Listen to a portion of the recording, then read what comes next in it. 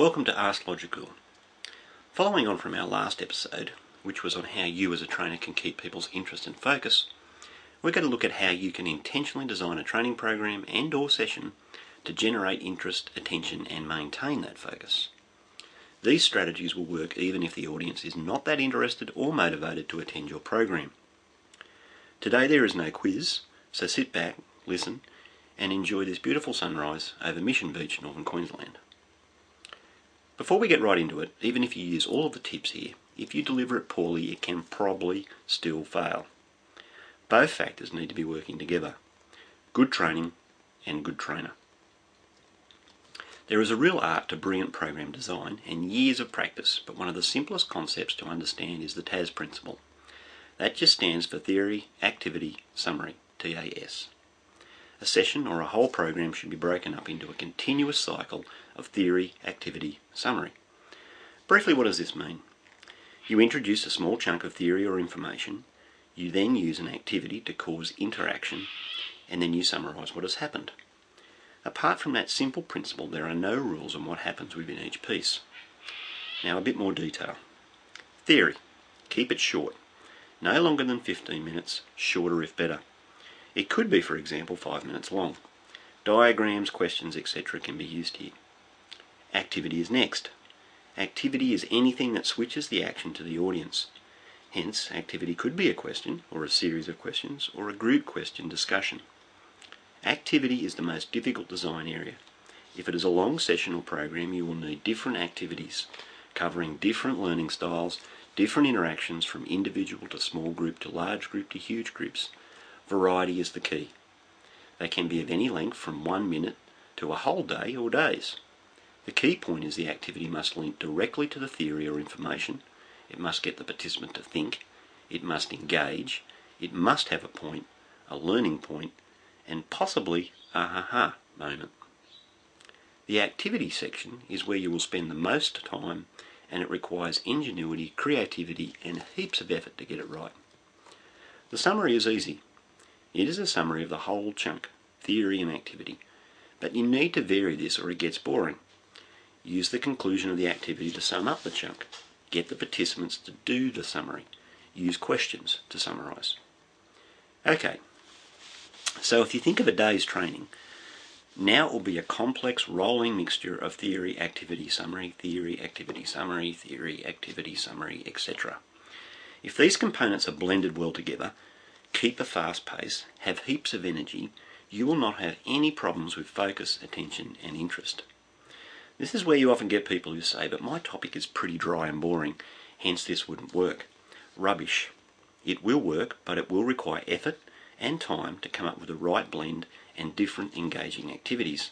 You only have yourself to blame, not the content. If you do everything above, there is an added benefit. It becomes a very easy program to deliver and time flies by very quickly.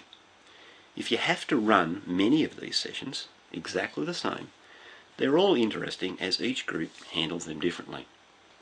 Basically that's the format, but there are also some other strategies you can use to make the training sessions and programs more interesting. The first one, which can often be used, is competition. This is normally coupled with the activities. It can be a one-off competition or a series of activities where teams compete for points. You can use this with any topic. From my experience, everyone enjoys a competition, especially if it is designed so that everyone has a chance to win. The tension of the next event keeps people interested. The next strategy is interesting diagrams and photos. Rather than boring bullet point PowerPoint slides, use a series of intriguing photos that keep people interested. Keep them guessing what is coming next. Build the whole session and the program to some closing event where everybody has to personally contribute. This keeps people focused on what is going on as it leads to this event and also maintains their interest to the end as they must contribute. No one wants to stuff this up. The next strategy is moving people often. You can do this randomly, or you can work out a system where there are regular movements based on some triggering device. For example, you could have an elimination process which keeps people moving to other groups, or you could spin a wheel with random numbers. A good thing to attempt is that everyone gets to work with every person at some point. I have seen this work even in a group of 400 people. And don't forget breaks. Provide regular, planned breaks, but also break up the pattern. Short, quick breaks. A break if the group finishes an activity quickly. And now we're getting into incentives. They can be expensive, it depends a little bit on your budget, or very low budget items like lollies, for example. Again, mix things up. Don't get into a pattern or a rut. Keep people guessing. The only thing I haven't mentioned here is have a really good, well-designed workbook, or if you can't handle the printing of this, have good instructional PowerPoint slides. Why? If you're using all the techniques above, you will be moving quickly. There will be lots of activity, movement and instructions. You want the instructions and places for answers, etc. to be clear, quick and easily explained. You don't want to shatter your pace by poor instructions, confusion and wasted time while you work out the instructions, etc.